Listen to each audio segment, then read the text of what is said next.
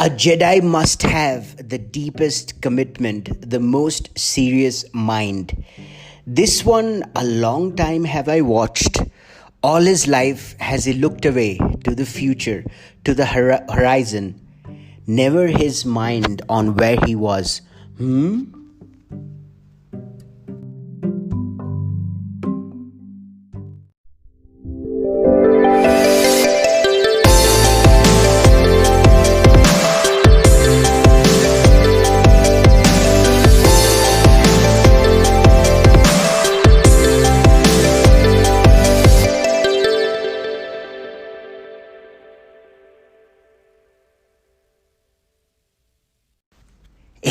Hey, welcome to another episode of Escape the J Curve, and I am your host, Rohan. And this is not just another episode, this is episode number 50. And I am so happy, so grateful, so thankful to have reached this milestone. And when I was starting this podcast a couple of months back, I had no idea if I'd be able to publish even 10 episodes, but now I have published 50. And I've been lucky with all the guests that I've been able to get on my show and all the content that I've been able to give out through this podcast. And finally, I'm at episode 50, which is quite an achievement for me. I'm very happy, very proud, and very thankful to all of you for listening in and for all the guests to have been on my show. So let's kick off episode 50 with something fun, something very interesting. I had a quote from Master Yoda in The Empire Strikes Back, one of my favorite Star Wars movies till date. And what I wanted to highlight was Luke Skywalker, the famous Jedi. He wouldn't have been the famous Jedi who defeated the dark forces of the Sith without the help of a mentor, without Master Yoda. So when Luke came to Master Yoda, he was completely lost. He was not grounded. He was very naive. But Master Yoda taught him a lot of things about not only how to deal with the Force, but also how to deal with himself, how to be a better version of him.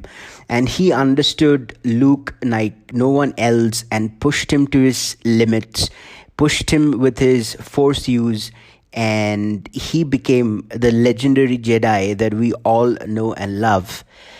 As you can see, I'm a huge Star Wars geek, and I find it fascinating that the mentor-mentee relationship is so well etched out in a piece of fiction, in a piece of entertainment.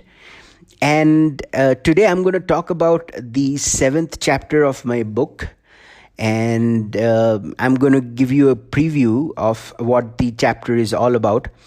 And I believe that one of the most important steps that you can ever take when you're trying to go after your dreams or trying to build a new business or going after your biggest goal, what you want to do is get a mentor for yourself.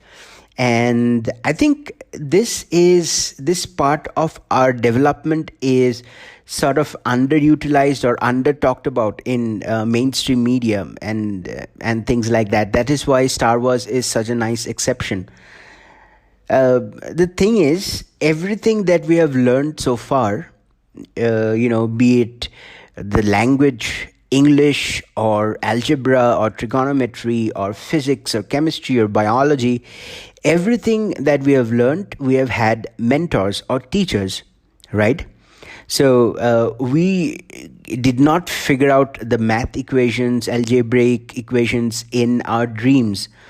There's a set process to learning anything in school, right? So the teacher gives us the mathematical equation, we learn it, we memorize it, and we use it to solve other problems.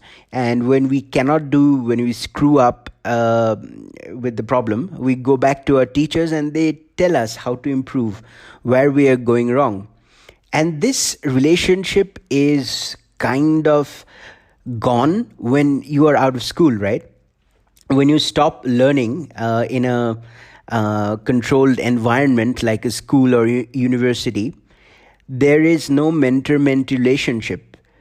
But obviously, if you look back at all the things that we have learned successfully, if there is no path to follow, if somebody is not giving you directions, how are you going to hit the goal? So if you want to be a YouTuber, for example, you're a very talented musician and you want to showcase your skills on YouTube, and you want to get started, you want to have a huge fan following, maybe even make a sustainable income through your YouTube channel. But how is that going to happen without a mentor? Yeah. So that's basically the focus of the seventh chapter of my book, the 76-day lockdown guide. I try to lay out why do we need mentors. I think the answer is obvious why we need mentors. In the chapter, also highlight a method that I've used in the past to land mentors, and what you can expect to learn from your mentors. This is all highlighted in the seventh chapter of the book called Mentors, in my 76-day lockdown guide. So let me tell you a cool story about a mentor-mentee relationship that I personally experienced in my life. And this is a fun story. This is an entertaining story. So I've been playing table tennis for a long time. I started off playing table tennis because a lot of my friends were into the game and they were good players. They practiced a lot and they would kick my ass in the beginning. And well, I got proficient in playing the game. And although I could not beat the most, strong opponents that I had, but I was okay. I would lose, say, 70 to 80% of the matches. It was fun, it was entertaining, and all I was looking at that was, social interactions. I would just chill and hang out with my friends, play a couple of games, shoot the shit, and things like that. But I wasn't really looking to improve that aspect of my life. I wasn't looking to become a good table tennis player. And yeah, I would lose a lot of matches, but it was a good exercise for me. I would go out, I would sweat it out, and it was a good time for me, just entertainment and fun, because I was hanging out with my friends. But the place where I played the game, where I used to go, I think every day of the week at that point in my life, and they announced a table tennis tournament. And I think they set a cash prize for the winner of the game, for the winner of the tournament. And then I decided to take the game a bit more seriously. So what I did was, I knew there was a coaching center close by where they teach all kinds of sports, from badminton to cricket to table tennis and things like that. And I decided to get enrolled to get some coaching, and get my game better so that I could compete in this tournament. And the cash prize sort of excited me.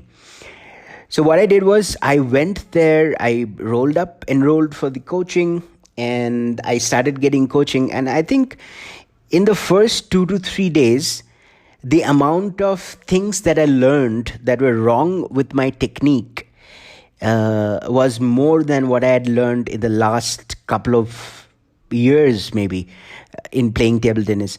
The first day, the coach told me the way I was gripping the bat, the paddle, the table tennis paddle was incorrect, and he told me to change the technique of a few very basic strokes. And that was the first day. And within a week, I learned so much. I had no idea that there were so many things wrong with my playing technique. And not only that, I got the direction, and I got a lot of practice, a proper, consistent practice. So I think I've highlighted this in a previous episode of the podcast where I talk about how important practice and consistency is in order to get a particular skill. So, I mean, my game sort of improved, skyrocketed in a couple of sessions that I took with him. And my fitness improved, my strategies improved, the way I learned and thought about the game, that completely changed. I was, the way I went after points, before the coaching, I would go after every point.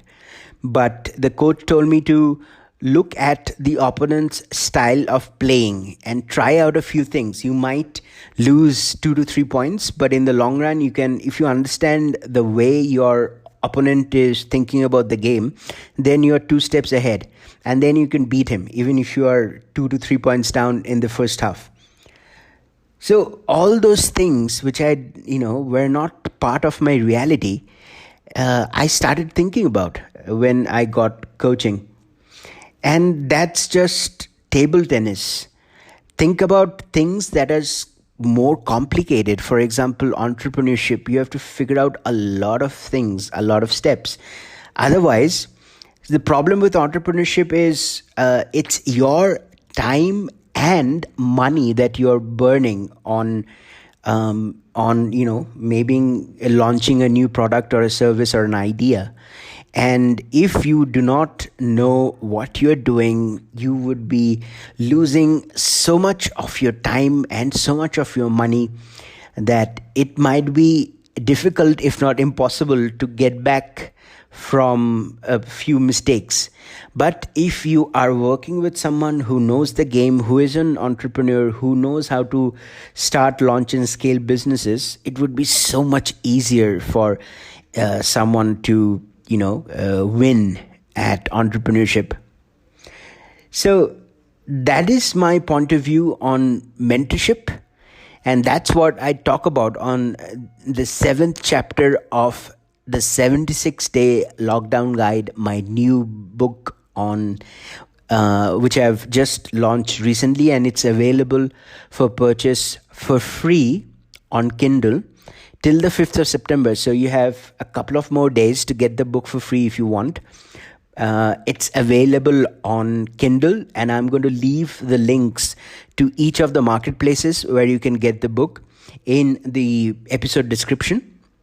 So if you are looking to get the book, you can get it for free in the next couple of days. And that is all that I had to say for this episode. I hope that you will be present. You'll join us back for tomorrow's episode, which is a preview of chapter 8 of my book. And thank you so much for joining today's episode. I look forward to hearing from you tomorrow. Have a great day.